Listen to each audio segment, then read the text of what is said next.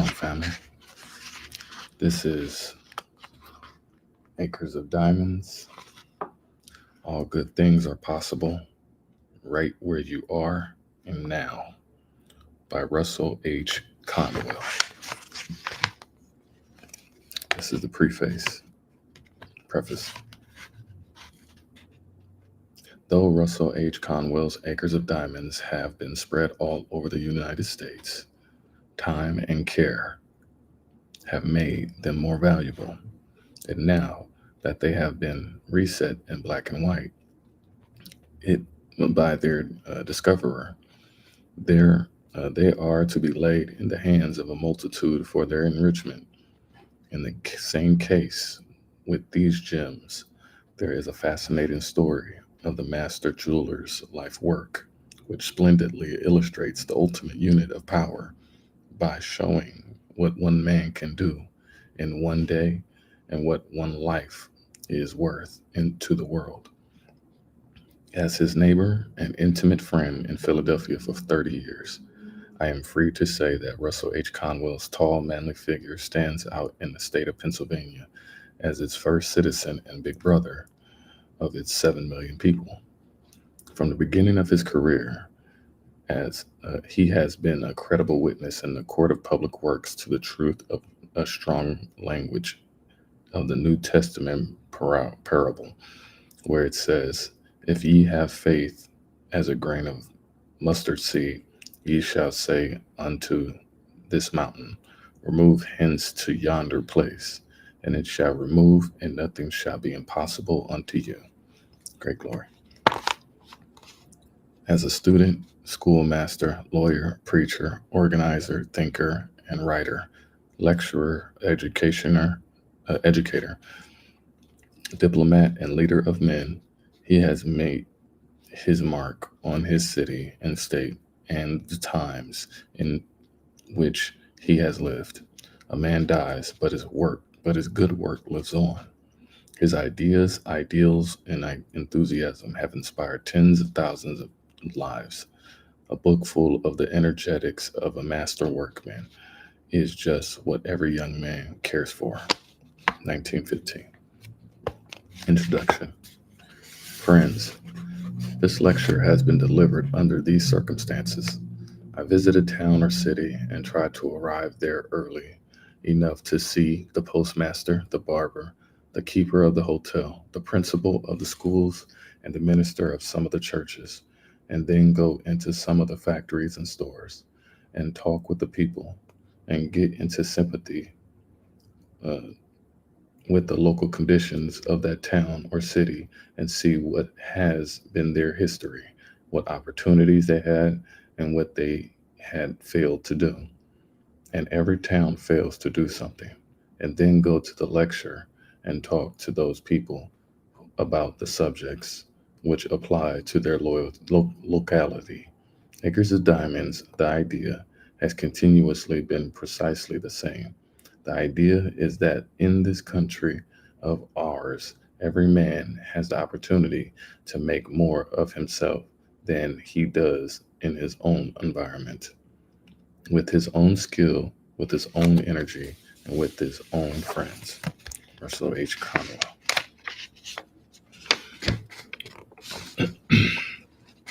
Chapter Acres of Diamonds. When going down to the Tigris and Euphrates River many years ago with a party of English travelers, I found myself under the direction of an old Arab guide whom we hired up at Baghdad, and I have uh, and I have often thought how that guide resembles our barbers in certain mental characteristics.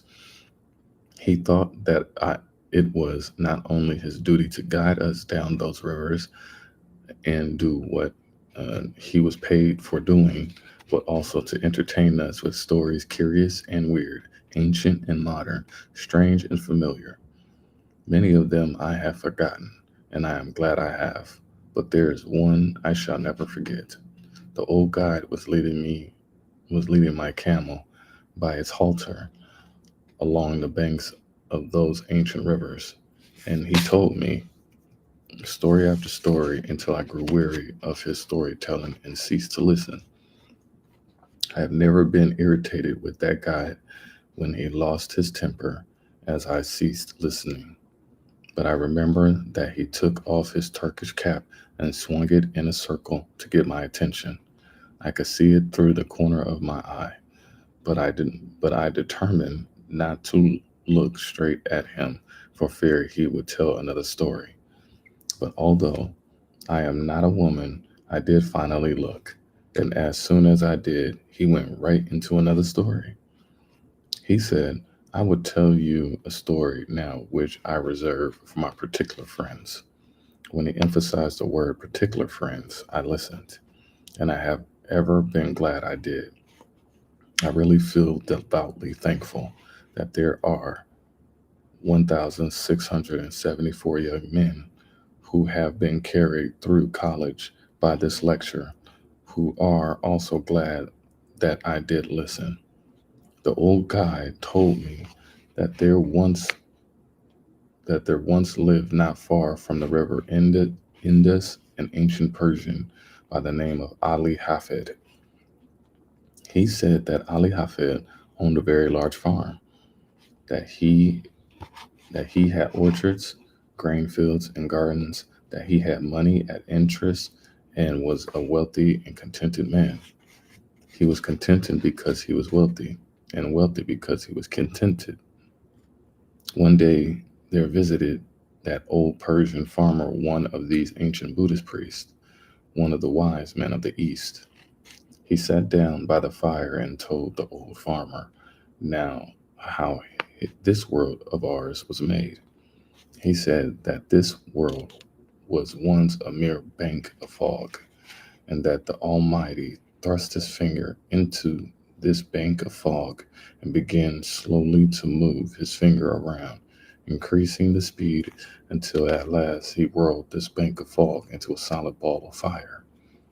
Then it went rolling through the universe, burning its way through other banks of fog, and condensed the moisture without until it fell in floods of rain upon its hot surface, and cooled the outward crust. Then the internal fires bursting outward through the crust, through up the mountains and hills and the valleys, the plains and prairies of this wonderful world of ours. If this internal molten mass came bursting out and cooled very quickly, it became granite, less quickly copper, less quickly silver, less quickly gold, and after gold, diamonds were made, said the old priest. A diamond is a congealed drop of sunlight.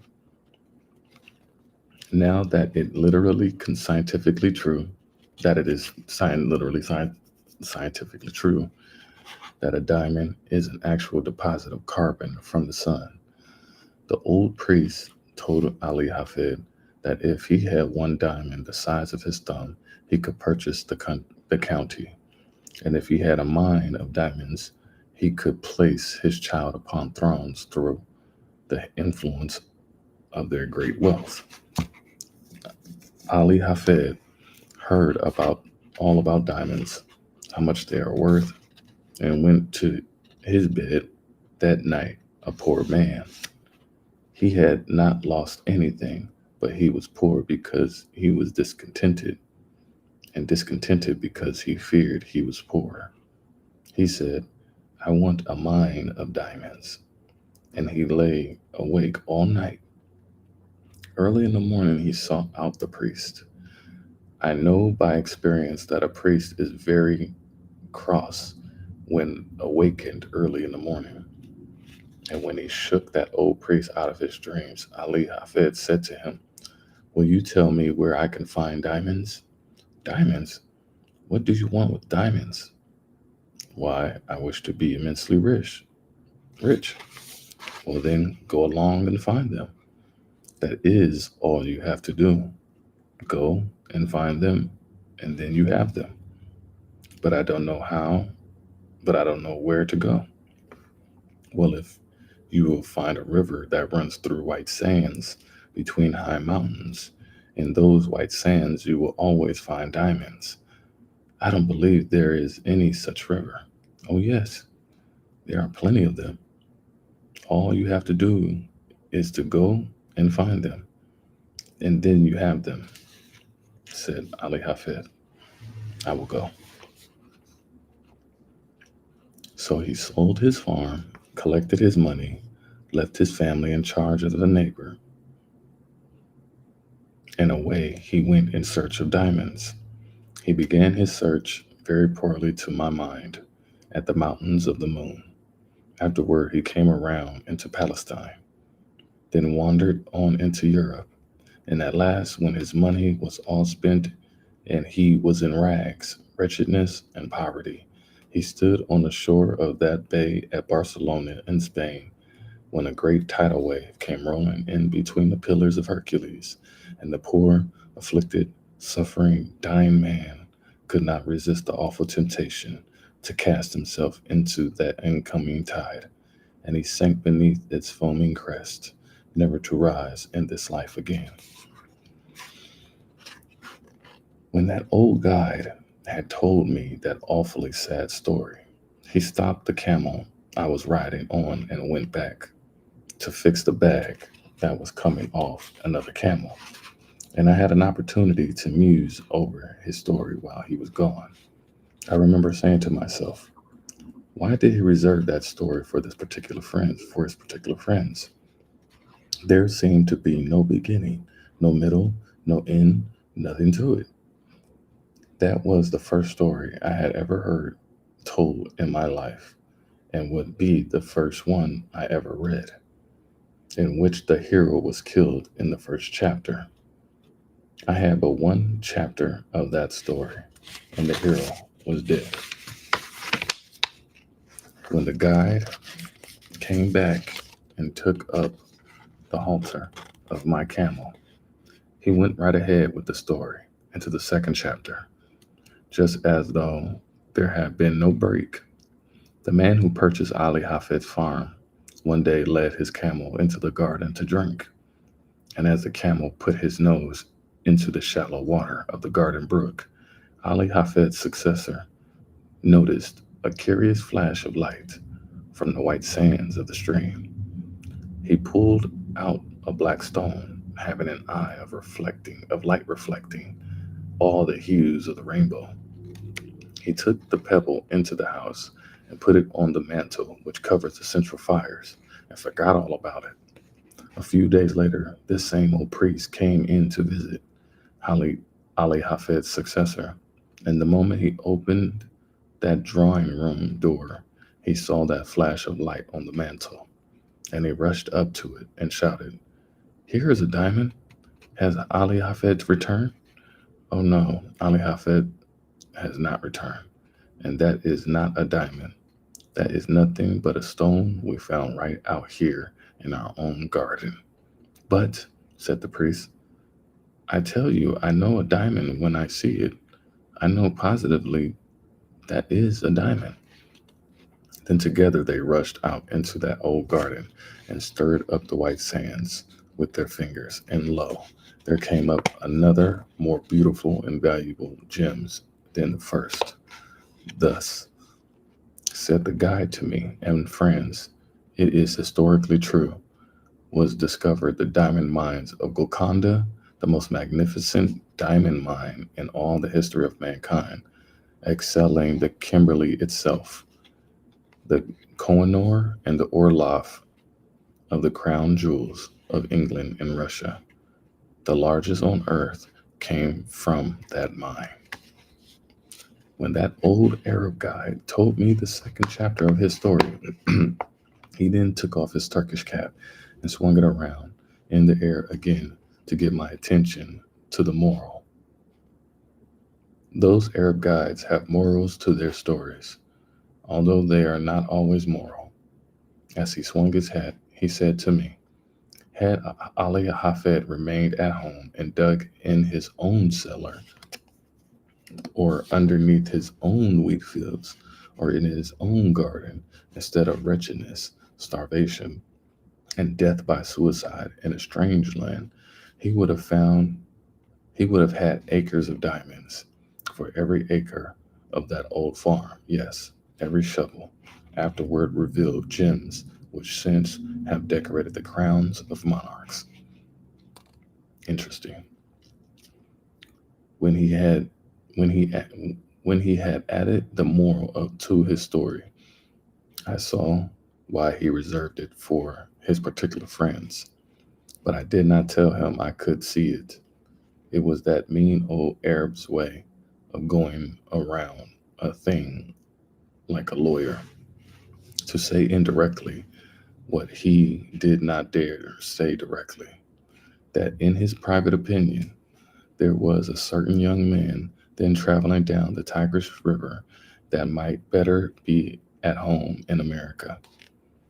I did not tell him I could see that, but I told him his story reminded me of one, and I told it to him quick, and I think I will tell it to you.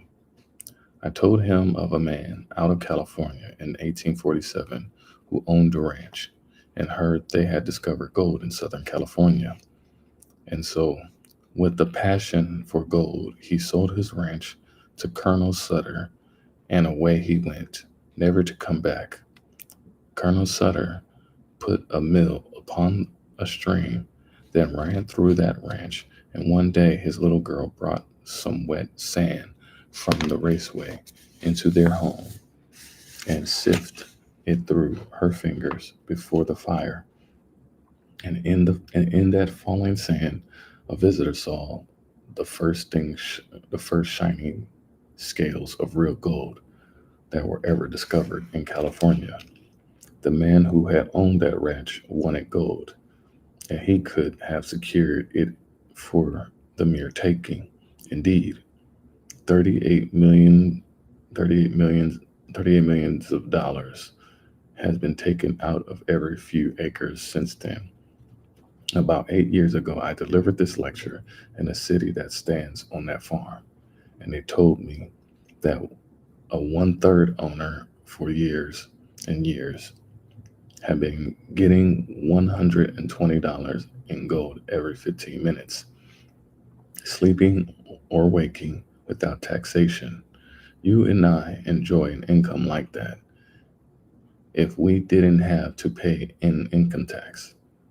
But a better but a better illustration, really, than that occurred here in our own Pennsylvania.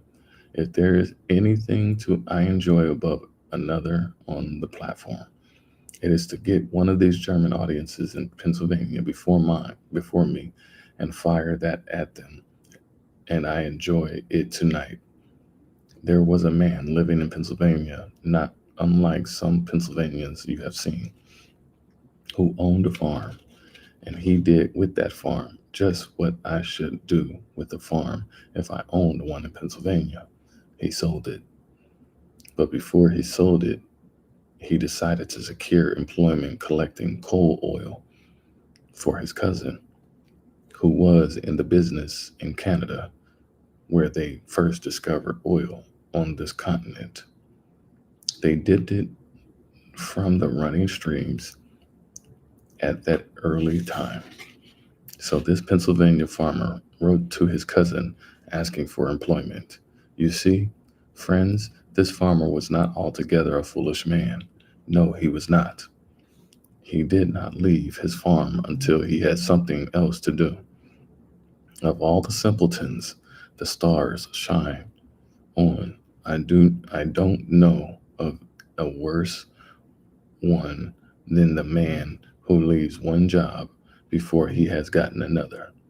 That has a special reference to my profession and has no reference whatever to a man seeking a divorce. When he wrote to his cousin for employment, his cousin replied, I cannot engage you because you know nothing about the oil business. Well, then the old farmer said, I will know. And with those commendable and with commendable zeal, characteristic of the student of Temple University, he set himself at the study of the whole subject. He began away back at the second day of God's creation, when this world was covered thick and deep with that rich vegetation which since has turned to the primitive beds of coal. He studied the subject until he found that the drainings really of those rich beds of coal furnished the coal oil that was worth pumping. And then he found how it came up with the living springs. He studied until he knew that it looked like, smelled like, tasted like, and how to refine it. Now said he is in his letter to his cousin, I understand the oil business. His cousin answered, all right, come on. So he sold his farm, according to the county records, for $833, even money, no sense. He has scarcely gone from that place before the man who purchased the spot went out to arrange for the watering of the cattle. He found the previous owner had gone out years before and put a plank across the brook back of the barn, edgewise into the surface of the water, just a few inches. The purpose of that plank at that sharp angle across the brook was to throw over to the other bank a dreadful looking scum through which the cattle would not put their noses. But with that plank there to throw it all over to one side, the cattle would drink below.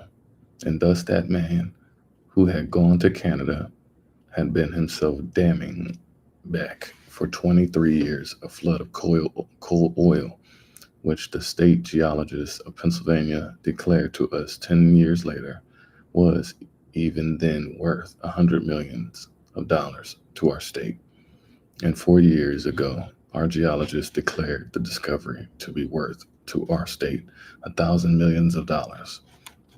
The man who owned that territory, on which the city of Titusville now stands, and those Pleasantville valleys, had studied the subject from the second day of God's creation cleared down to the present time.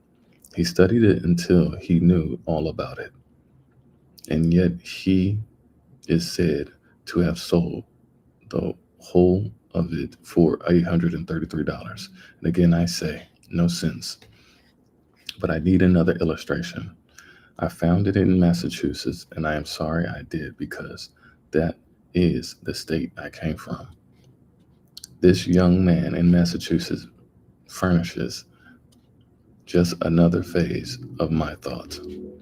He went to Yale College and studied mines and mining and became such an adept as a mining engineer that he was employed by the authorities of the university to train students who were behind their classes. During his senior year, he earned $15 a week for doing that work. When he graduated, they raised his pay from $15 to $44 a week and offered him a professorship. And as soon as they did, he went right home to his mother. If they had raised that boy's pay from 15 to 1560, he would have stayed and been proud of the place. But when they put it up to $45 at once, at one leap, he said, Mother, I won't work for $45 a week. The idea of a man with a brain like mine working for $45 a week. Let's go out in California and stake out gold mines and silver mines and be immensely rich, said his mother. Now, Charlie, it is just as well to be happy as it is to be rich. Yes, Charlie said, but it is just as well to be rich and happy, too. And they were both right about it, as he was an only son and she a widow. And of course, he had his way. They always do. They sold out in Massachusetts, and instead of going to California, they went to Wisconsin, where he went into the employ of the Superior Copper Mining Company at $15 a week again, but with the proviso in his contract that he should have an interest in any mines that he should discover for the company. I don't believe he ever discovered a mine. And if I am looking in the face of any stockholder of that copper company, you wish he had discovered something or other. I have friends who are not here because they could not afford a ticket, who did not stock in that company at the time this young man was employed there. This young man went out there, and I have not heard a word from him. I don't know what became of him, and I don't know whether he found any mines or not, but I don't believe he ever did. But I but I do know the other end of the line. He had scarcely gotten out of the old homestead, before the succeeding owner went out to dig potatoes. The potatoes were already growing in the ground when he bought the farm. And as soon as the old farmer was bringing in a basket of potatoes, it hugged very tight between the ends of the stone fence. You know, in Massachusetts, our farms are nearly all stone walls. There, you are obliged to be very economical in front of front gateways in order to have some places to put the stone. When that basket hugged it so tight, he set it down on the ground and then dragged on one side and pulled on the other side.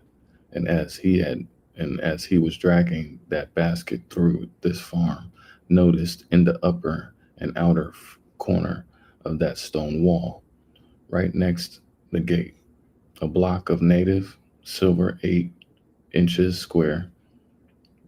That professor of mines, mining, and mineralogy, who knew so much about the subject that he would not work for $45 a week when he sold that homestead in Massachusetts, sat right on that silver to make the bargain.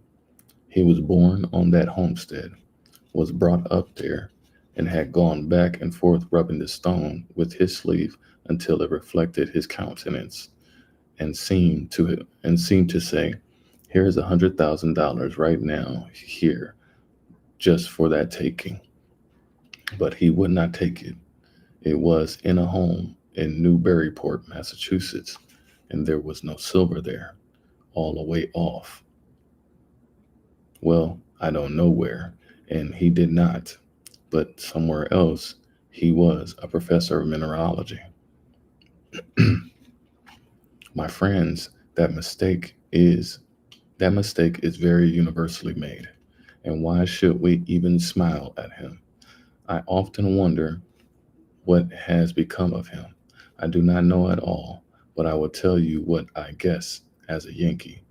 I guess that he sits out there by his fireside tonight with his friends gathered around him, and he is saying to them something like this: "Do you know that man Conwell who lives in Philadelphia? Oh, yes, I've heard of him. Do you know that man Jones that lives in Philadelphia? Yes, I have heard of him too." Then he begins to laugh and shakes his head and shakes his sides and says to his friends, "Well, they have done just the same thing I did precisely." And that spoils the whole joke. For you and I have done the same thing he did. And while we sit here and laugh at him, he has a better right to sit out there and laugh at us.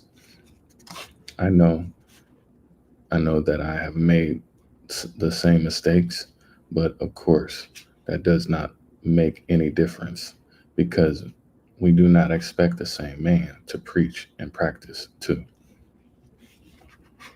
As I come here tonight and look around this audience, I am seeing again what brought these 50 years. I have continually seen men that are making precisely the same mistake.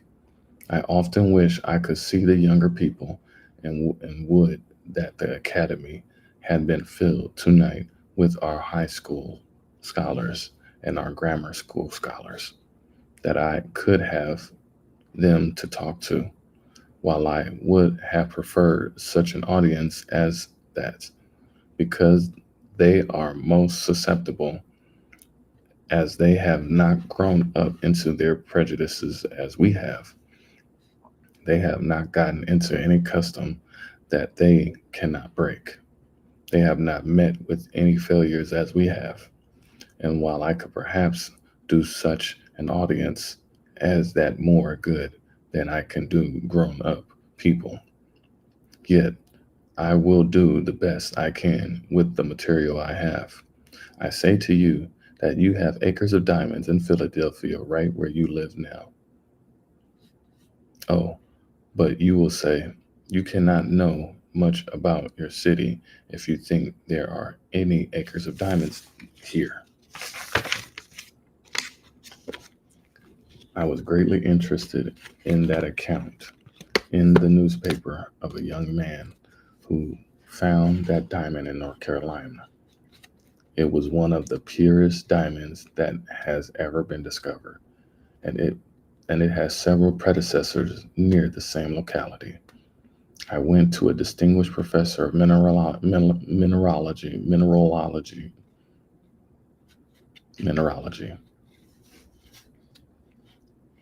and asked him where he thought those diamonds came from.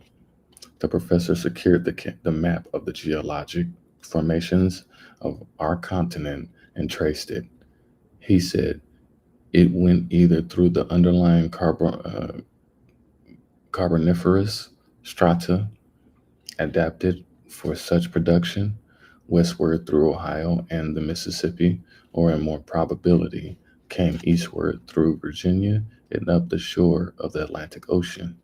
It is a fact that the diamonds were there, for they have been discovered and sold, and that they were carried down there during the drift period from some northern locality. Now, who can say but some person going down with his drill in Philadelphia will find some trace of a diamond mine yet down there? Oh friends, you cannot say that you are not over one of the greatest diamond mines in the world, for such a diamond as that only comes from the most profitable mines that are found on earth. But it serves simply to illustrate my thought, which I emphasize by saying, if you do not have the actual diamond mines literally, you have all that they have that they would be good for to you. Because now that the Queen of England has given the greatest compliment ever conferred upon American women for her attire, because she did not appear with any jewels at all at the late reception in England, it has almost done away with the use of diamonds anyhow. All all you would care for would be the few you would wear if you wish to be modest, and the rest would you would sell for money. Now then, I say again that the opportunity to get rich, to attain unto great wealth, is here in Philadelphia now, within the reach of almost every man and woman who hears me speak tonight. And I mean just what I say. I have not come to this platform, even under these circumstances, to recite something to you. I have come to tell you what in God's sight I believe to be the truth. And if the years of life have been of any value to me in the attainment of common sense, I know I am right.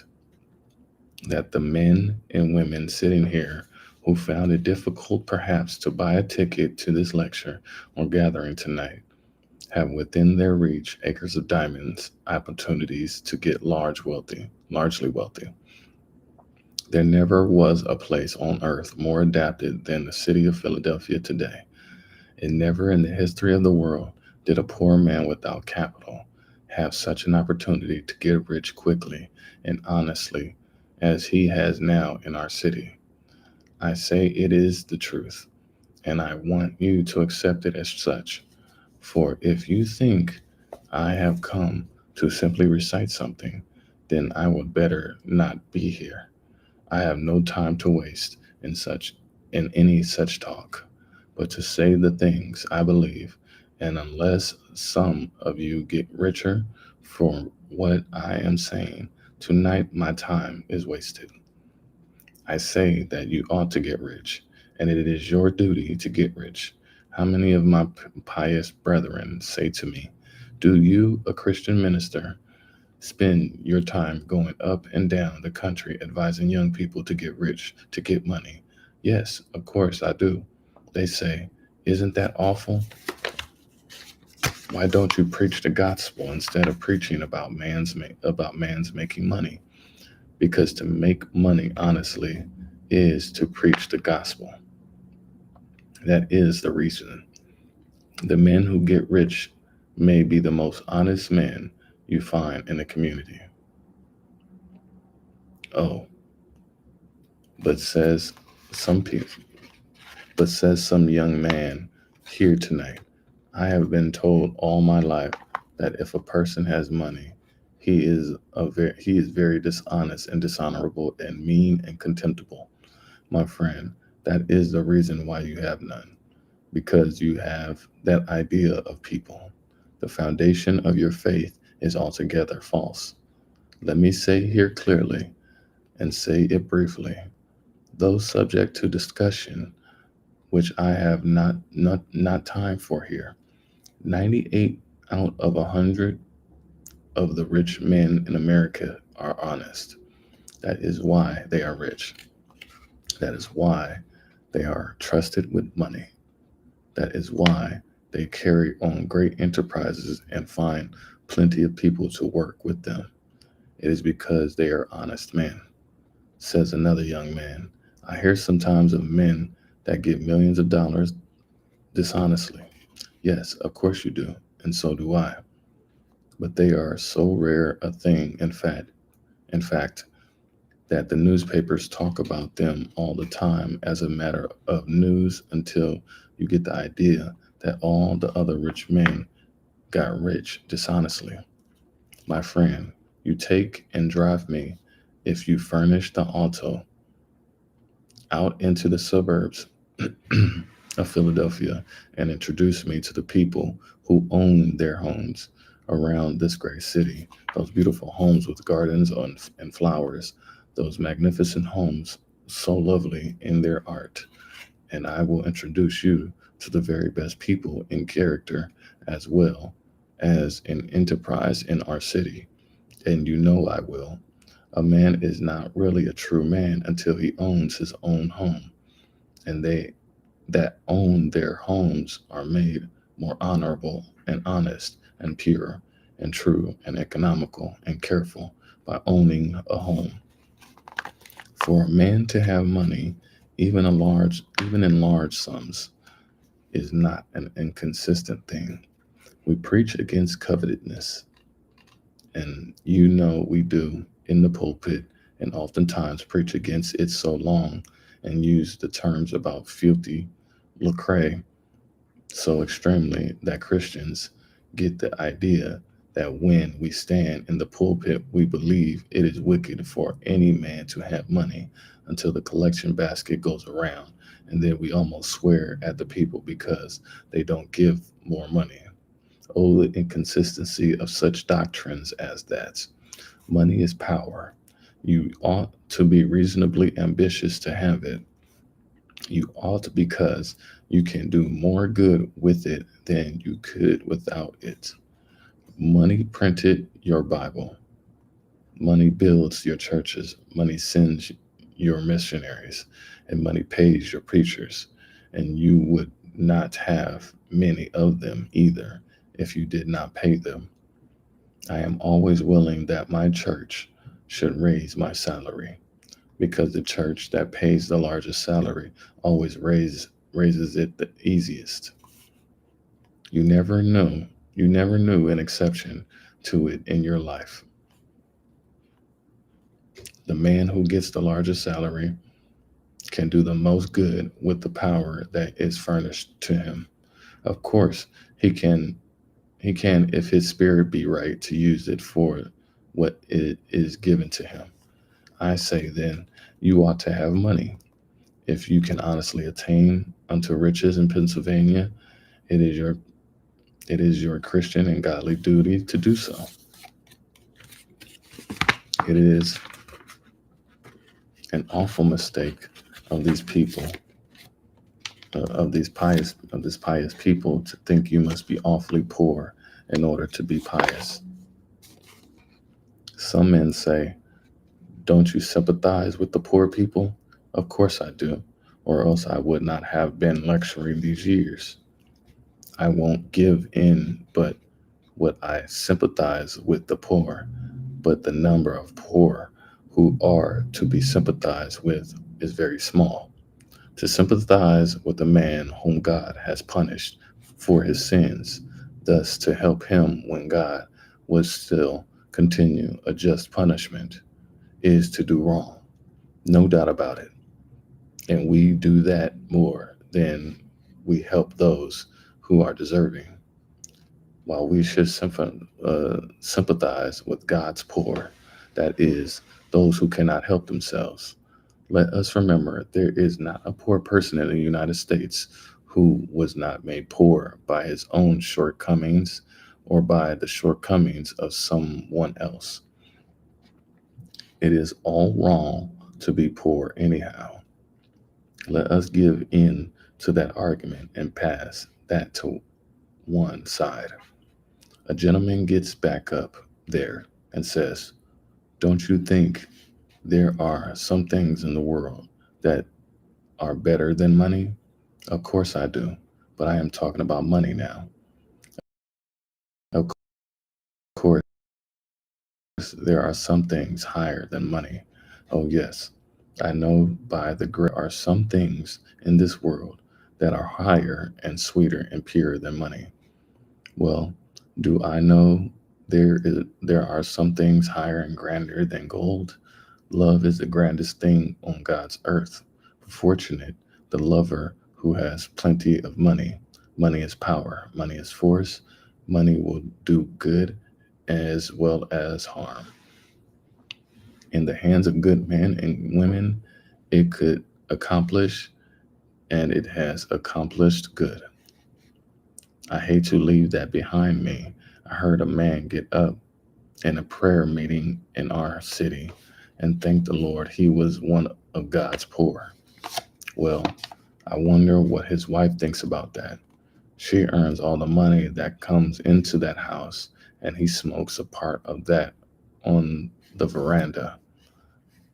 I don't want to see any more of the Lord's poor of that kind, and I don't believe the Lord does. And yet, there are some people who think in order to be pious, you must be awfully poor and awfully dirty. That does not follow at all. While we sympathize with the poor, let us teach a doctrine like that. Yet the age is prejudiced against advising a Christian man, or as a Jew once said, a godly man, from attaining unto wealth. The prejudice is so universal, and the years are far enough back. I think for me to safely mention these years ago, up at, up at Temple University, there was a young man in our theological school who thought he was the only pious student in that department. He came into my office one evening and sat down by my desk and said to me, "Mr. President, I think it is my duty, sir, to come in and labor with you." "What has happened now?" he said. "I heard you say at the academy, at the Pierce School commencement, that you thought it was an honorable ambition for a young man to desire to have wealth, and that you thought it made him temperate, made him anxious to do a good name, and made him industrious. You spoke about man's ambition to have money helping to make him a good man, sir. I have come to tell you the Holy Bible says that money is the root of all evil." I told him I had never seen it in the Bible. and advised him to go out into the chapel and get the Bible and show me the place. So out he went for the Bible, and soon he stalked into my office with the Bible open, with all the bigoted pride of the narrow sectarian, or of one who founds his Christianity on some misinterpretation of Scripture. He flung the Bible down on my desk and fairly squealed into my ear. "There it is, Mr. President.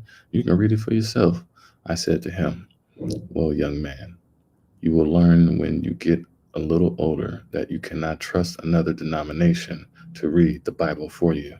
You belong to another denomination.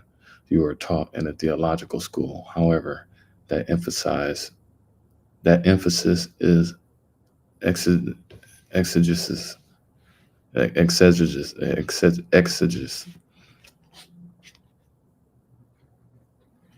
Now, will you take that Bible and read it yourself and give me the proper emphasis to it?" He took the Bible and proudly read, "The love of money is the root of all evil." Then he had it right. And when one does quote a right from that same old Bible, he quotes the absolute truth. I have lived through 50 years of the mightiest battles that old book has ever fought, and I have lived to see its banners flying free. For, for never in the history of this world did the great minds of earth so universally agree that the Bible is true, all true, as they do at this very hour. So I say that when he quoted right, of course, he quoted the absolute truth. The love of money is the root of all evil. He who tries to attain unto it too quickly or dishonestly will fall into many snares. No doubt about that. The love of money. What is that? Is it making an idol of money? An idolatry? Pure and simple? Everywhere is condemned by the Holy Scriptures and by man's common sense. The man that worships the dollar instead of thinking of the purposes for which it ought to be used. The man who idolizes simply money. The miser that hoards his money in a cellar or hides it in his stocking or refuses to invest it where it will do the world good. That man who hugs the dollar until the eagle squeals has in him the root of all evil. I think I will leave that behind me now and answer the question of nearly all of you who are asking, is there opportunity to get rich in Philadelphia? Well, now, how simple a thing it is to see where it is. And the instant you see where it is yours. Some old gentleman gets up back there and says, "Mr. Conwell, have you lived in Philadelphia for 31 years and don't know that the time has gone by when you can make anything in this city?" No, I don't think it is. Yes, it is. I have tried it. What business are you in? I kept a store here for 20 years and never made over $1,000 in the whole 20 years. Well, then, you can measure the good you have been to this city by what this city has paid you, because a man can judge very well what he is worth by what he receives. That is, in what he is to the world at this time. If you have not made over $1,000 in 20 years in Philadelphia, it would have been better for Philadelphia if they had kicked you out of the city 19 years and 9 months ago. A man has no right to keep a store in Philadelphia 20 years and not make at least $500,000, even though it be a corner grocery store uptown. You say you cannot make $5,000 in the store now? Oh, my friends, if you will just take only 4 blocks around you and find out what the people want and what you ought to supply and set them down with your pencil and figure up the profits you would make if you did supply them, you would very soon see it. There is wealth right within the sound of your voice. Someone says, "You don't know anything about business. A preacher never knows a thing about business." Well, then I will have to prove that I am an expert. I don't like to do this, but I have to do it because my testimony will not be taken if I am not an expert. My father kept a country store, and if there is any place under the stars where a man gets all sorts of experience, is every kind of mercantile transaction. It is in the country store. I am not proud of my experience, but sometimes when my father was away, he would leave me in charge of the store. Though, fortunately for him, that was not very often, but this did occur many times. Friends, a man would come in the store and say to me, "Do you keep jackknives?" "No, we do not keep jackknives." And I went off whistling in tune. What I did care about that man, what did I care about that man anyhow? Then another farmer would come in and say, "Do you keep jackknives?" "No, I do not keep jackknives." Then I went away and whistled another tune. Then a third man came right in the same door and said, "Do you keep jackknives?" "No." "Why is everyone around here asking for jackknives? Do you suppose we are keeping this store to supply the whole neighborhood with jackknives? Do you carry on your store, excuse me, do you carry on your store like them? Do you carry on your store like that in Philadelphia?" The difficulty was I had not often that I had not then learned that the foundation of godliness and the foundation principle of success in business are both the same precisely. The man who says, "I cannot carry my religion into business," advertises himself either as being an imbecile in business or on the road to bankruptcy, or a thief, one of the three. Mm, that's deep. Sure. He will fail within a very few years. He certainly will if he doesn't carry his religion into business.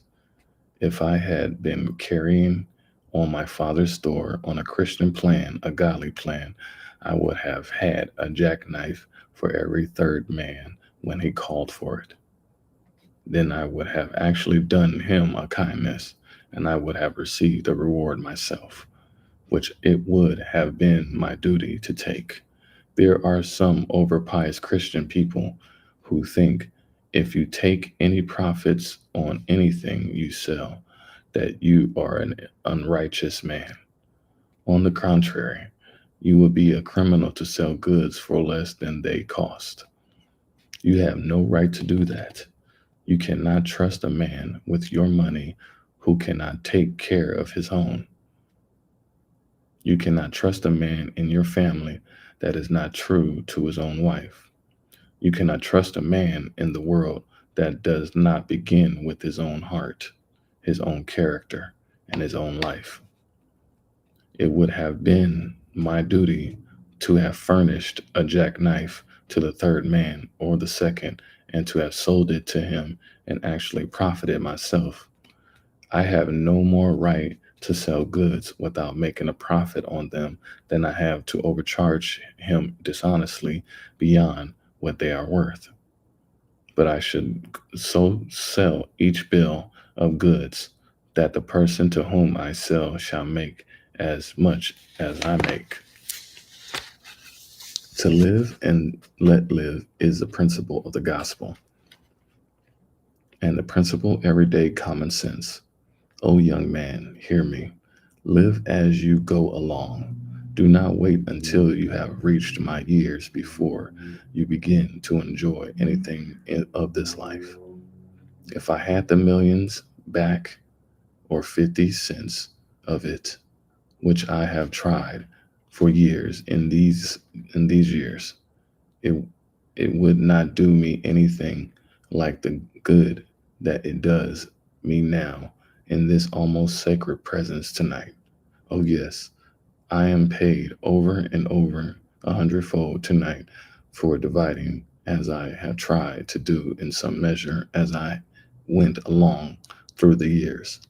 I ought not speak that way. It sounds egotistic, but I am old enough now to be excused for that. I should have helped my fellow man, which I have tried to do, and everyone should try to do, and get the happiness of it. The man who goes home with the sense that he has stolen $1 that day, that he has robbed a man of what was his honest due, is not going to sweet rest. That's fact, real life. You want to steal from me? Hey, you are not going to rest. He arises tired in the morning and goes with an unclean conscience to his work the next day. He is not a successful man at all, although he may have laid up millions. But the man who has gone through life dividing always with his fellow men, making and demanding his own rights and his own profits, and giving to every other man his rights and profits to live every day. And not only that, but it is the royal road to great wealth. The history of the thousands of millionaires shows that to be the case.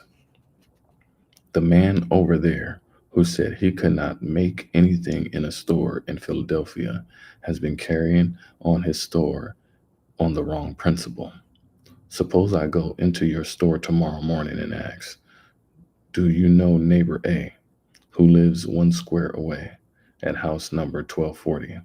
Oh, yes, I have met him. He deals here at the corner store. Where did he come from? I don't know. How many does he have in his family? I don't know.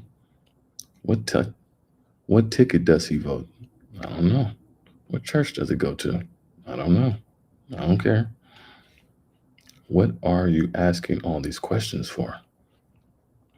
If you had a store in Philadelphia, would you answer me like that? If so, then are you conducting your business just as I carried on my father's business in Worthington, Massachusetts? You don't know where your neighbor came from when he moved to Philadelphia, and you don't care. If you had cared, you would be a rich man now. If you had cared enough about him to take an interest in his affairs to find out what he needed, you would have been rich. But you go through the world saying, no opportunity to get rich. And there is the fault right at your own door. But another man gets up over there and says, I cannot take up the mercantile business.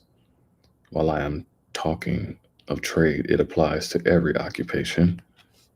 Why can't you go into the mercantile business? Because I haven't any capital. On the weak and creature that can't see over its collar. It makes a person weak to see these little dudes standing around the corners and saying, oh, if I had plenty of capital, how rich I would get. Young man, do you think you are going to get rich on capital? Certainly. Well, I say, certainly not. If your mother has plenty of money and will sit she will set you up in business, you will set her up in business, supplying you with capital. The moment a young man or woman gets more money than he or she has grown to grown to by practical experience. That money he has gotten, that money he has gotten are cursed. It is no help to a young man or woman to inherit money. It is no help to your child to leave them money. But if you leave them education, if you leave them Christian or noble character, if you leave them with a wide circle of friends, if you leave them with an honorable name, it is far better than that they should have money. It would be worse for them, worse for the nation, that they should have any money at all. Oh, young man, if you have inherited money, don't regard it as help. It will curse you through your years and deprive you of the very best things of human life. There is no class of people to be pitied so much as the inexperienced sons and daughters of the rich of our generation. I pity the rich man's son. He can never know the best things in life. One of the best things in our life is when a young man has earned his own living and when he becomes engaged to some lovely young woman and makes up his mind to have a home of his own. Then, with that same love comes also that divine inspiration toward better things. And he begins to save his money. He begins to leave off his bad habits and put money in the bank. When he has a few $100s, he goes out in the suburbs to look for a home. He goes to the savings banks, perhaps for half of the value, and then goes for his wife. And then he takes his bride over the threshold of that door. For the first time, he says in words of eloquence, my voice can never touch. I have earned this home myself. It is all mine, and I divide it with thee. This is the grandest moment a human heart may ever know. But a rich man's son can never know that. He takes his bride into a finer mansion, it may be, but he is obliged to go all the way through it and say to his wife, my mother gave me that. My mother gave me that. And my mother gave me this. Until his wife wishes she had married his mother, I pity the rich man's son. The statistics of Massachusetts showed that not one rich man's son out of 17 ever dies rich. I pity the rich man's sons, um, pity the rich man's sons unless they have the good sense of the elder Vanderbilt, which sometimes happens. He went to his father and said, did you earn all your money? I did, my son. I began to work on a ferry boat for 25 cents a day. Then said his son, I will have none of your money. And he too tried to get employment on the ferry boat that Sunday night. He could not get one there, but he did get a place for $3 a week. Of course, if a rich man's son will do that, he will get the discipline of a poor man, of a poor boy, that is worth more than a university education to any man. He would then be able to take care of the millions of his father. But as a rule, but as a rule, the rich man will not let their sons do the very thing that made them great. As a rule, the rich man will not allow his son to work and his mother. Why? She would think it was a social disgrace if her poor, weak, little lily fingered sissy sort of a boy had to earn his living with honest toil.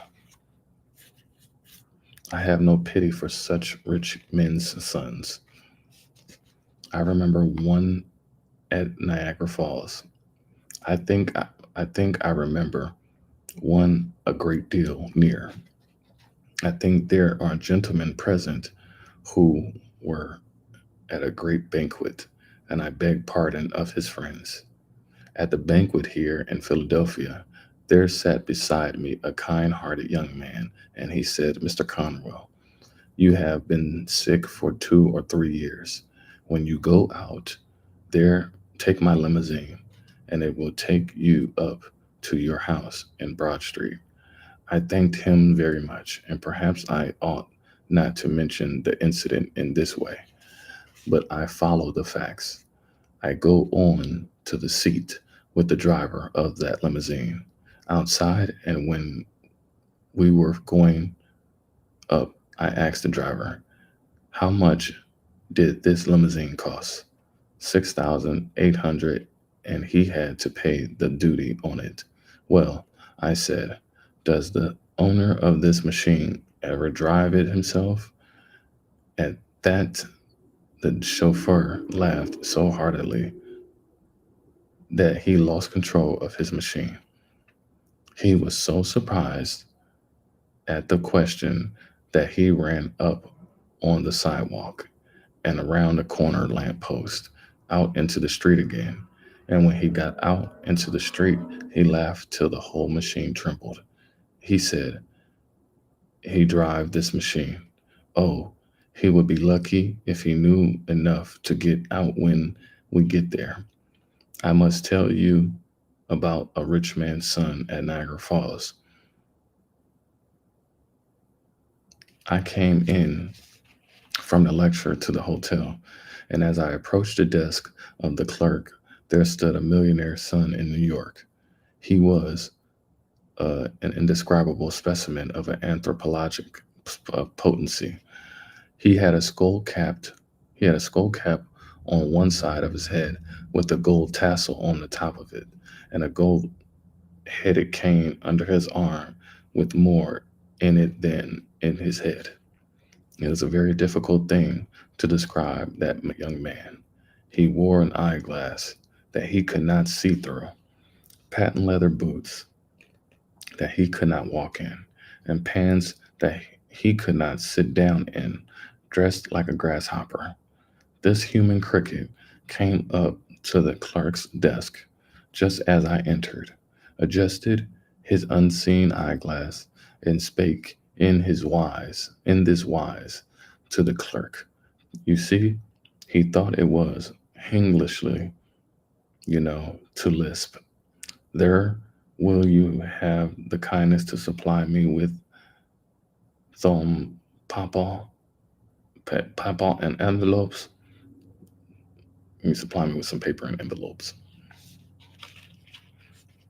The hotel clerk measured that man quick, and he pulled the envelopes and paper out of the drawer, then threw them across the counter toward the young man, and then turned away to his books. You should have seen that young man when those envelopes came across that corner. He swelled up like a gobbler turkey, adjusted his unseen eyeglass, and yelled, come right back here.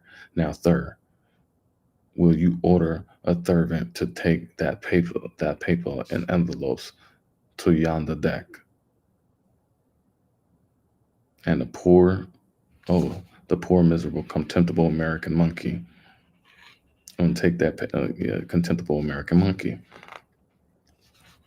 He could not carry paper and envelopes 20 feet. I suppose he could not get his arms to do it. I have no pity for such travesties upon human nature. If you have if you have not capital, young man, I am glad of it. What you need is common sense, not copper sense. That's a bar. The best thing I can do is to illustrate by actual facts, well known to you all.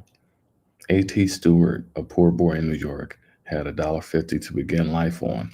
He lost 87 and a half cents of that on the very first venture.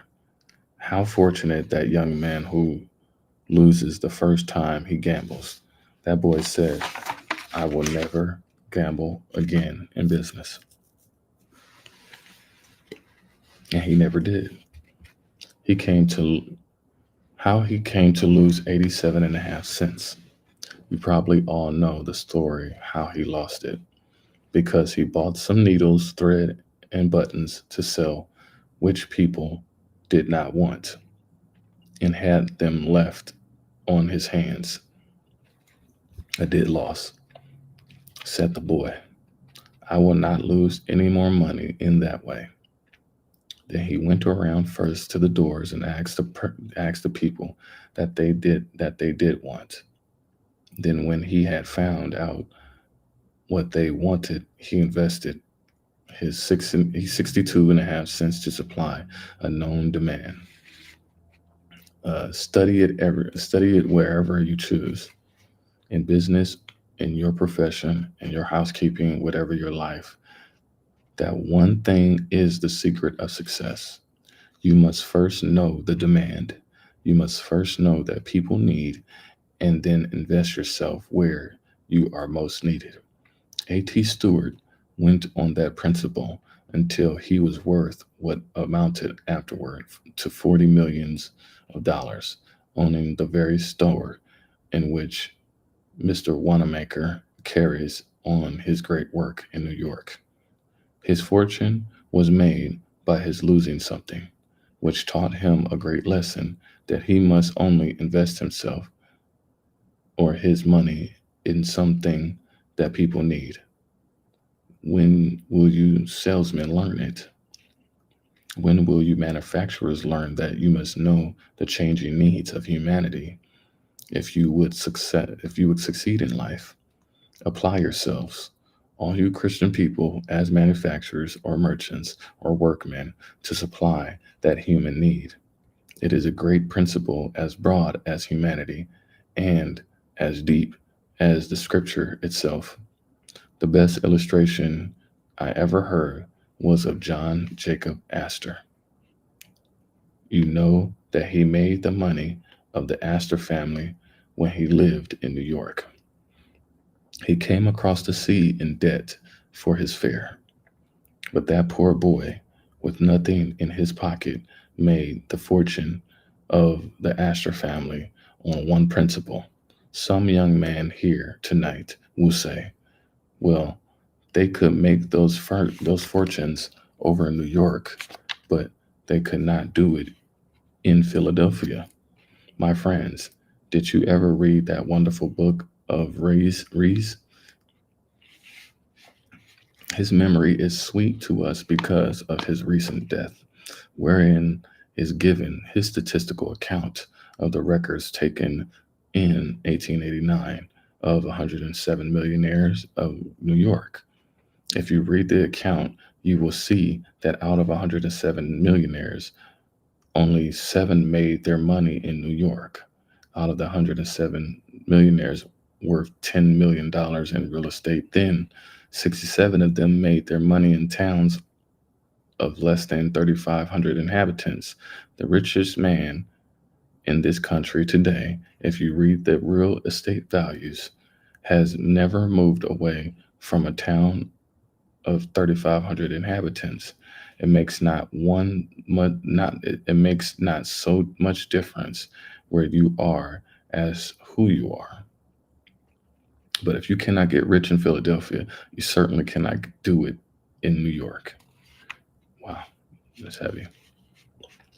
Now, now John Jacob Astor illustrated that uh, what can be done anywhere. He had a mortgage once on a millinery store, and they could not sell bonnets enough to pay the interest on his money. So he foreclosed that mortgage, took possession of the store, and went into partnership with the very same people in the same store with the same capital. He did not give them a dollar of capital. They had to, excuse me, they had to sell goods to get any money. Then he left them alone in the store, just as they had been before, and he went out and sat down on a bench in the park in the shade. What was John Jacob Astor doing out there and in partnership with people who had failed on his own hands? He had important He had the most important and, to my mind, the most pleasant part of that partnership on his hands. For Jacob Astor sat on that bench, he was watching the ladies as they went by. And where is the man who would not get rich at that business? As he sat on the bench, if a lady passed him with her shoulders backed and head up and looked straight to the front, as if as if she did not care if all the world did gaze on her. Then he studied her bonnet, and by the time it was out of sight, he knew the shape of the frame, the color of the trimmings, and the crinklings of the feathers. I sometimes try to describe a bonnet, but not always. I would not try to describe a modern bonnet. Where is the man that could describe one? This aggression, this aggregation of all sorts of driftwood stuck stuck on the back of the head or the side of the neck, like a rooster with only one tail feather left. But in John Jacob Astor's day, there was some art about the millinery business. And he went to the millinery store and said to them, "Now put into the show window, such a bonnet as I described to you, because I have already seen a lady who likes such a bonnet. Don't make up any more until I come back." Then he went out and sat down again, and another lady passed him on a different form, of different complexion, and with a different shape and color of bonnet. Now, he said, now, said he, put such a bonnet as that in the show window. He did not fill his show window uptown with a lot of hats and bonnets to drive people away, and then sit on the back stairs and bawl because people went to Wanamaker's to trade. He did not have a hat or a bonnet in that show window, but that but what some lady liked before it was made up. The tide of custom began immediately to turn in, and and that has been the foundation of the greatest store in New York in that time, and still exists as one of the three stores. Its fortune has made was made by John Jacob Astor after they had failed in business, not by giving them any more money, but by finding out what the ladies liked for bonnets before they wasted any material in making them up. I tell you, if a man could foresee the millinery business, he could foresee anything under heaven. Suppose I were to go through this audience tonight and ask you in this great manufacturing city if there are not opportunities to get rich in manufacturing. Oh, yes, some young man says there are opportunities here still if you build with some trust and if you have 2 or 3 millions of dollars to begin with as capital. Young man, the history of the breaking up of the trust by that attack upon big business is only illustrating what is now the opportunity of the smaller man. The time never the time never came in the history of the world when you could get rich so quickly manufacturing without capital as you can now. But you will say, you cannot do anything of the kind. You cannot start without capital. Young man, let me illustrate for a moment. I must do it. It is my duty to every young man and woman because we are all going into business very soon on the same plan. Young man, remember, if you know what people need, you have gotten more knowledge of a fortune than any amount of capital can give you. There was a poor man out of work living in Hingham, Massachusetts. He lounged around the house until one day his wife told him to get out and work. And as he lived in Massachusetts, he obeyed his wife. He went out and sat down on the shore of the bay and whittled a soaked shingle into a wooden chain. His children that evening quarreled over it, and he whittled a second one to keep peace. While he was whittling the second one, a neighbor came in and said, "Why don't you whittle toys and sell them? You can make money with that. You can make money at that." "Oh," he said, "I would not know what to make." "Why don't you ask your own children right here in your own house what to make?" "What is the use of trying that?" said the carpenter. "My children are different from other people's children. I used to see people like that when I taught school." But he acted upon the hint, and the next morning, when Mary came down the stairway, he asked, "What do you want for a toy?" She began to tell him she would like a doll's bed, a doll's washstand, a doll's carriage, a little doll's umbrella, and went on with a list of things that would take him a lifetime to supply. So, consulting his own children in his own house, he took the firewood, for he had no money to buy lumber, and whittled those strong, unpainted Hingham toys that were for so many years known all over the world. That man began to make those toys for his own children, and then made copies and sold them through the boot and shoe store next door. He began to make a little money and then a little more, and Mr. Lawson, in his frenzied finance, says that man is the richest man in old Massachusetts, and I think it is the truth.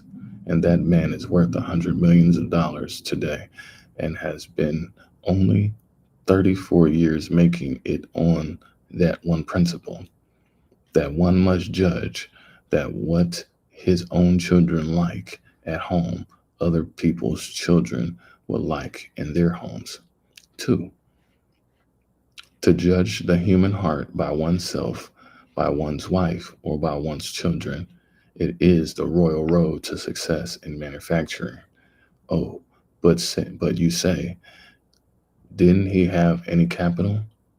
Yes, a, a penknife, but I don't know what he had paid for that. I spoke thus to an audience in New Britain, Connecticut, and the lady 4 seats back went home and tried to take off her collar, and the collar button stuck in the buttonhole. She threw it out and said, "I'm going to get up something better than that to put on collars." Her husband said, after what Conwell said tonight, "You see, there is a need for an improved collar fastener that is easier to handle. There is a human need. There is a great fortune. Now, then, get up a collar button and get rich." He made fun of her and consequently made fun of me. And that is one of the saddest things which comes over me like a deep cloud in midnight sometimes. Although I have worked so hard for more than half a century, yet how little I have ever really done. Notwithstanding the greatness and the handsomeness of your compliment tonight, I do not believe there is 1 in 10 of you that is going to make $1 million because you are here tonight. But it is not my fault. It is yours. I say that sincerely. What is the use of my talking if people never do what I advise them to do? That's facts. When her husband ridiculed her, she made up her mind she would make a better collar button. And when a woman makes up her mind, she will, and does not say anything about it. She does it. It was that New England woman who invented the snap button, which you can find anywhere now. It was the first It was first a collar button with the spring cap attached to the outer side. Any of you who wear modern waterproofs know the button that simply pushes together, and when you unbutton it, you simply pull it apart. That is the button to which I refer, and which she invented. She afterwards invented several other buttons, and then invested in more, and then was taken into partnership with great factories. Now that now that woman goes over the sea every summer in her private steamship, yes, and takes her husband with her. If her husband were to die, she would have money enough left now to buy a foreign duke or count or some such title as that at the latest quotation.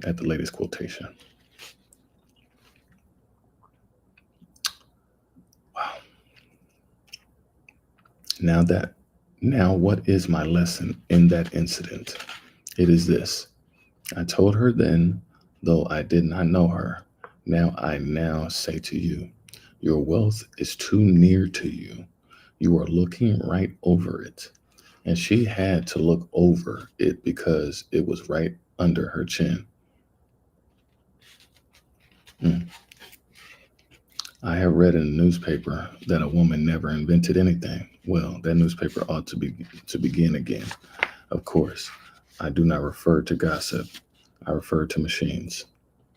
And if I did, I might better include the men. That newspaper could never appear if women had not invented something. Friends, think. Ye women, think. I say you cannot make a fortune because you are in some laundry or running a sewing machine. It may be, or walking before some loom, and yet you can be a millionaire if you will, but follow this almost infallible direction. When you say a woman doesn't invent anything, I ask, who invented the jacquard loom that wove every stitch you wear? Mrs. Jacquard. The printer's roller, the printing press were invented by farmers' wives who invented the cotton gin of the South that enriched our country so amazingly.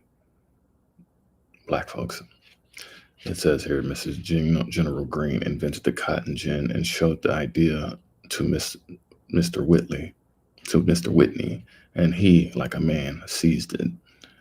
Who was it that invented the sewing machine? If I would go to school tomorrow and ask your children, they would say, Elias Howe. He was in the Civil War with me, and often in my tent, I often heard him say that he worked 14 years to get up that sewing machine.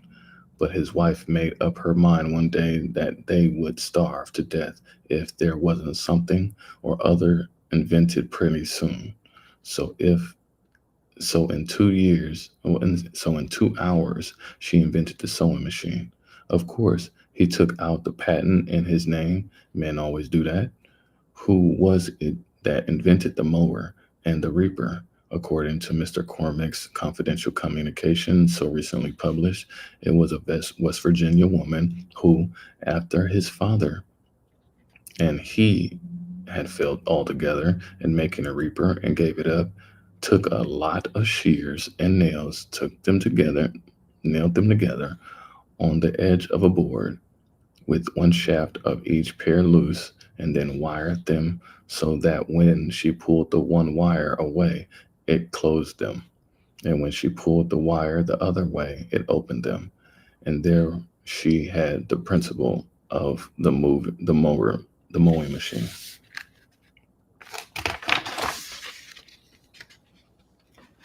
At the mowing machine, you will see it is nothing but a lot of shears. If a woman can invent a mowing machine, if a woman can invent a jacquard loom, if a woman can invent a cotton gin, if a woman can invent a trolley switch, if she did and made the trolleys possible, If a woman can invent, as Mr. Carnegie said, the great iron squeezers that made the foundation of all the steel millions of the United States, we men can invent anything under the stars. I say that for the encouragement of the men. Who are the great inventors of the world? Again, this lesson comes before us. The great inventor sits next to you, or you are the person yourself. Oh, but you will say, I have never invented anything in my life. Neither did the great inventors until they discovered one great secret. Do you think it is a man with a head like a bushel measure, or a man like a stroke of lightning? It is neither. The really great man is a plain, straightforward, everyday, common sense man. You would not dream that he was a great inventor if you did not see something he had actually done. His neighbors do not regard him so great. You never see anything great over your back fence. You say there is no greatness among your neighbors. It is all it is all away off somewhere else. Their greatness is ever so simple, so plain, so earnest, so practical that the neighbors and friends never recognize it. True greatness is often unrecognized, that is sure. You do not know anything about the greatness men and women, about the greatest men and women. I went out to write the life of General Garfield and a neighbor, knowing I was in a hurry, and as there was a great crowd around the front door, uh, took me around to Garfield's back door and shouted, "Jim, Jim!" Very soon, Jim came to the door and let me in, and I wrote the biography of one of the grandest men of the nation, and yet he was just the same old Jim to his neighbor. If you know a great man in Philadelphia and you should meet him tomorrow, you would say, "How are you, Sam?" or "Good morning, Jim." Of course you would. That is just what you would do. One of my soldiers in the Civil War had been sentenced to death, and I went up to the White House in Washington, sent there for the first time in my life to see the president. I went into the waiting room and sat down with a lot of others on the benches, and the secretary asked one after another to tell him that they wanted. After the secretary had been through the line, he went in and then came back to the door and motioned for me. I went up to that anteroom, and the secretary said, "That is the president's door right over there. Just rap, just just rap on it and go right in." I never was so taken aback. Friends, in all my life, never. The secretary it worse. Made it worse. The secretary himself made it worse for me because he had told me how to go in and then went out another door to the left and shut himself before the President of the United States of America's door. I have been on fields of battle where the shells did sometimes shriek and the bullets did sometimes hit me, but I always wanted to run. I have no sympathy with the old man who says I would just as soon march up to the cannon's mouth as eat my dinner. I have no faith in a man who doesn't know enough to be afraid when he is being shot at. Mm. I never was so afraid when the shells came around us in anti and at Antietam and Titom as I was when I went into the room that day. But I finally mustered the courage. I don't know how I ever did. And at arm's length, tapped on the door. The man inside did not help me at all, but yelled out, "Come in and sit down." Well, I went in and sat down on the edge of the chair and wished I were in Europe. And the man at the table did not look up. He was one of the world's greatest men and was made great by one single rule. Oh, that all the young people of Philadelphia were before me now, and I could say just this one thing, that they would remember it. I would give a lifetime for the effect it would have on our city and on civilization. Abraham Lincoln's principle of greatness can be adopted by nearly all. This was his rule, whatsoever he had to do at all. He put his whole mind into it and held it all there until that was all done. That makes men that makes men great almost anywhere. He stuck to those papers at that table and did not look up at me. And I sat there trembling. Finally, when he had put the string around his paper, he pushed them over to one side and looked over to me, and a smile came over his worn face. He said, "I am a very busy man and have only a few minutes to spare. Now tell me, if in the fewest words, what it is you want." I began to tell him and mention the case and said, "I have heard all about it, and you do not need to say any more. Mr. Stanton was talking to me only a few days ago about that. You can go to the hotel and rest assured that the president never did sign an order to shoot a boy under 20 years of age, and never will. You can say that to his mother anyhow." Then he said to me, "How is it going in the field?" I said, "We sometimes get discouraged." And I said, "It is all right. We are going to win out now. We are getting very near the light. No man ought to wish to be president of the United States. I will be glad when I get through. Then Tad and I are going out to Springfield, Illinois. I have bought a farm out there, and I don't care if I again earn only 25 cents a day. Tad has a mule team, and we are going to plant onions." Then he asked me, "Were you brought up on a farm?" I said, "Yes, in the Berkshire Hills of Massachusetts." Hmm. He then threw his leg over the corner of the big chair and said, "I have heard many a times, ever since I was young, that up there in those hills, you have to sharpen the noses of the sheep in order to get down to the grass between the rocks."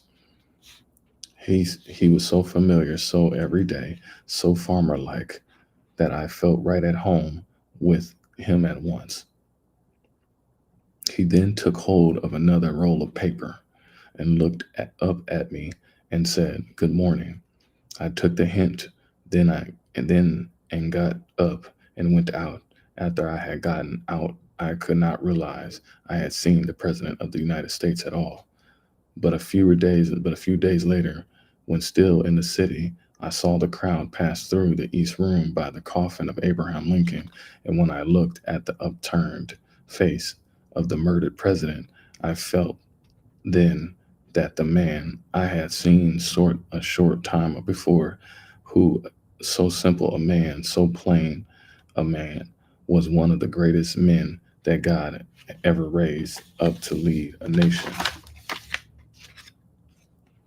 to the ultimate liberty. Yet he was only old Abe to his neighbors. When they had the second funeral, I was invited among others, and went out to see that same coffin put back in the tomb at Springfield. Around the tomb stood Lincoln's old neighbors, to whom he was just old Abe. Of course, that is all they would say. Did you ever see a man who struts around altogether too large to notice an ordinary working mechanic? Do you think he is great? He is nothing but a puffed up balloon held down by his big feet. There is no greatness there. Who are the great men and women? My attention is called the other day to the history of a little thing that made the fortune of a very poor man. It was an awful thing, and yet because of that experience, he, not a great inventor or genius, invented the pen that now is called the safety pin, and now of that safety pin made the fortune of one of the greatest aristocratic families of the nation, of this nation. A poor man in Massachusetts who had worked in the nail works was injured at 38 and he could earn but little money. He was employed in the office to rub up the marks on the bills made by pencil memorandums, and he used the rubber until his hand grew tired. He then tied a piece of rubber on the end of the stick and worked it like a plane. His little his little girl came and said, "Why, you have a patent, haven't you?" The father said afterward, "My daughter told me when I took that stick and put the rubber on the end, that there was a patent, and that was the first thought of that." He went to Boston and applied for his patent.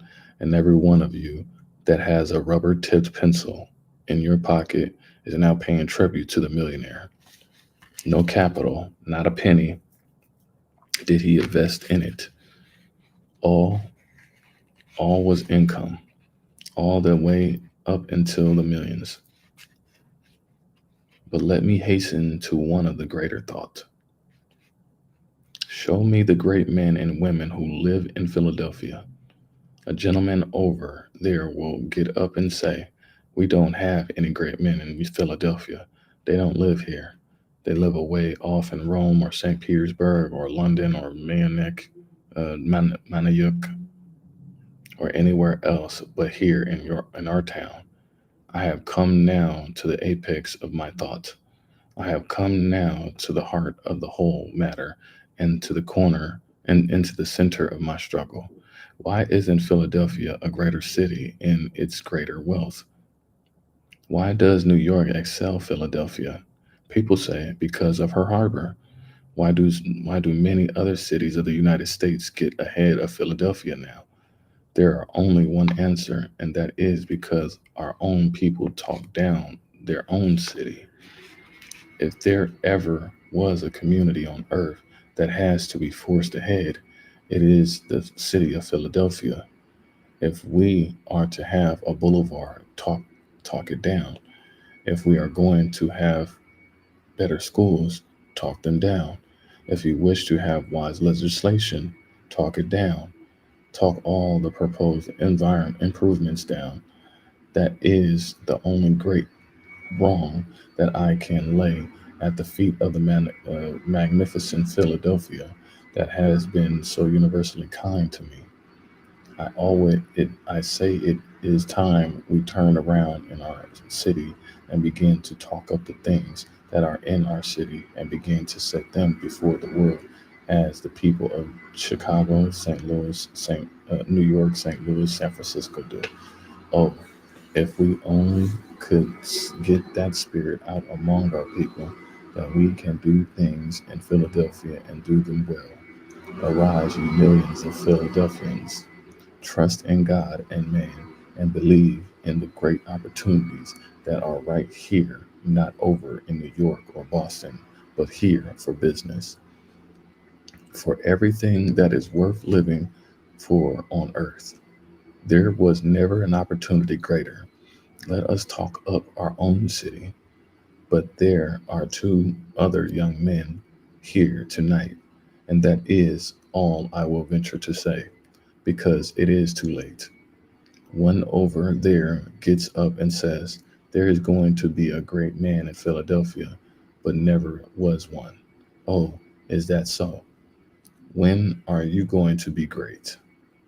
When I am elected to some political office, young man, won't you learn a lesson in the primer of politics that it is a prima facie evidence of of littleness to hold office under our form of government? Great men get into office sometimes, but what this country needs is men that will do what we tell them to do. This nation where the people rule is governed by the people for the people, and as long as it is, then the office holder is but the servant of the people. And the Bible says the servant cannot be greater than the master. The Bible says, he that is sent cannot be greater than him who sent him. The people rule or should rule, and if they do, we do not need the greater men in office. If the great men in office, and if the great men in America took our offices, we would change to an empire in the next 10 years. I know of a great many young men, of a great many young women, now that women's suffrage is coming, who say, I am going to be president of the United States someday. I believe in women's suffrage, and there is no doubt but what it is coming, and I am getting out of the way anyhow. I I may want an office and by myself, but if the ambition of an office influences the women in their desire to vote, I want to say right here what I say to the young men, that if you only get the privilege of casting one vote, you don't get anything that is worthwhile. Unless you can control more than one vote, you will be unknown, and your influence will so dissipated as practically not to be felt. This country is not run by votes. Do you think it is? It is governed by influence. It is governed by the ambitions and the enterprises which control votes. The young woman that thinks she is going to vote for the sake of holding an office is making an awful blunder. That other young man gets up and says, there are going to be great men in this country and in Philadelphia. Is that so? When? When there comes a great war, when we get into difficulty through watchful waiting in Mexico, when we get into war with England over some frivolous deed, or with Japan or China or New Jersey or some distant country, then I will march up to the cannon's mouth. I will sweep up among the glistening bayonets. I will leap into the arena and tear down the flag and bear it away in triumph. I will come home with stars on my shoulders. I hold every office in the gift of the nation, and I will be great. No, you won't. You think you are going to be great. You think you're going to be made great in an off by an office, but remember that if you are not great before you get the office, you won't be great when you secure it. It will only be a burlesque in that shape. Steve, we had a peace jubilee here after the Spanish War. Out west, they don't believe this because they said Philadelphia would not have heard of any Spanish War until 50 years hence. Some of you saw the procession go up Broad Street. I was away, but the family wrote to me that the tally-ho coach with Lieutenant Hobson upon it stopped right at the front door, and the people shouted, "Hurrah, hooray for Hobson!" And if I had been there, I would have yelled too, because he deserves much more of his country than he has ever received. But suppose I go into school and say, who sunk the Merrimac at Santiago? And if the boys answer Hobson, they will tell me 70, it would tell me 7/8 of a lie. There were 7 other heroes on that steamer, and they, by virtue of their position, were continually exposed to the Spanish fire, while Hobson, as an officer, might reasonably be behind the smokestack. You have gathered in this house your most intelligent people, and yet perhaps not one here can name the other 7 men. We ought not to we ought not to so teach history. We ought to teach that, however humble a man's station may be, if he does his full duty in that place, he is just as much entitled to the American people's honor as is the king upon his throne. But we do not, but we do not, but we do not so teach. We are now teaching everywhere that the generals do all the fighting. I remember that after the war, I went down to see General Robert E. Lee, that magnificent Christian gentleman of whom both North and South are now proud as one of our great Americans. The general told me about his servant Rastus, who was an enlisted color soldier. He called him in one day to make fun of him and said, Rastus, I hear that all the rest of your company are killed. And why are you not killed? Rastus winked at him and said, because when there is any fighting going on, I stay back with the generals. I remember another illustration. I would leave it out, but for the fact that when you go to the library to read this lecture, you will find this has been printed up. It has been printed in it for 25 years. I shut my eyes, shut them close, and lo, I see the faces of my youth. Yes, they sometimes say to me, your hair is not white. You are working night and day without seeming ever to stop. You can't you can't be old. But when I shut my eyes, like any other man in my years, oh, then come trooping back the faces of the loved and lost of long ago. And I know, whatever men may say, it is evening time. I shut my eyes now and look back to my native town in Massachusetts, and I see the cattle show ground on the mountaintop. I can see the horse sheds there. I can see the congregational church, see the town hall and the mountaineers' cottages, see a great assembly of people turning out, dressed resplendently,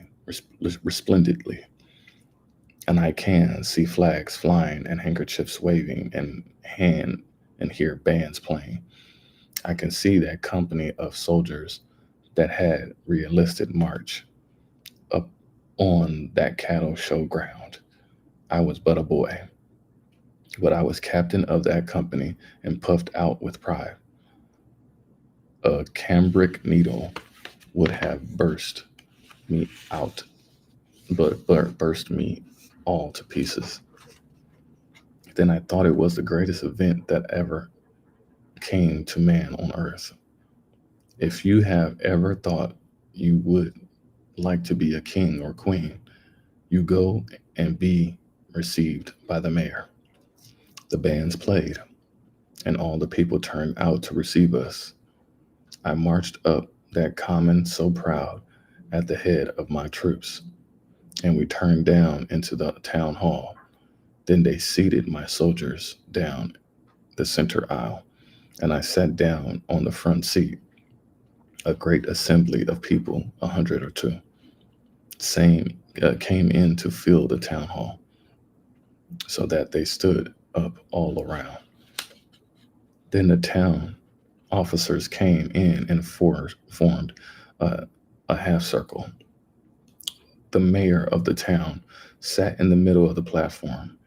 He was a man who had never held office before, but he was a good man, and his friends have told me that I might use this without giving them off offense. He was a good man, but he thought an office made a made a man great. He came up and took his seat, adjusted his powerful spectacles, and looked around. When he suddenly spied me sitting there on the front seat, he came right he came right forward on the platform and invited me up to sit with the town officers. No town officers ever took any notice of me before I went to war, except to advise the teacher to thrash me. And now I was invited up to the stand where the town officers. Oh my, the town mayor was then the emperor, the king of our day and our time. As I came up on the platform, they gave me a chair about this far, I would say, from the front. When I had got seated, the chairman of the selectmen arose and came forward to the table, and we all supposed he would introduce the congregational minister, who was the only orator in town, and that he would give the oration to the returning soldiers. But, friends, you should have seen the surprise when which ran over the audience when they discovered that the old fellow was going to deliver that speech himself. He had never he had never made a speech in his life, but he fell into the same error that hundreds of other men have fallen into. It seems so strange that a man won't learn he must speak his piece as a boy if he intends to be an orator when he is grown. But he seems to think all he has to do is to hold an office to be a great orator. So he came up to the front and brought with him a speech which he had learned by heart, walking up and down the pasture where he had frightened the cattle.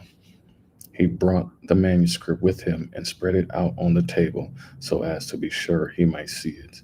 He adjusted his spectacles and leaned over it for a moment. It marched back on that platform and then came forward like this, tramp, tramp, tramp.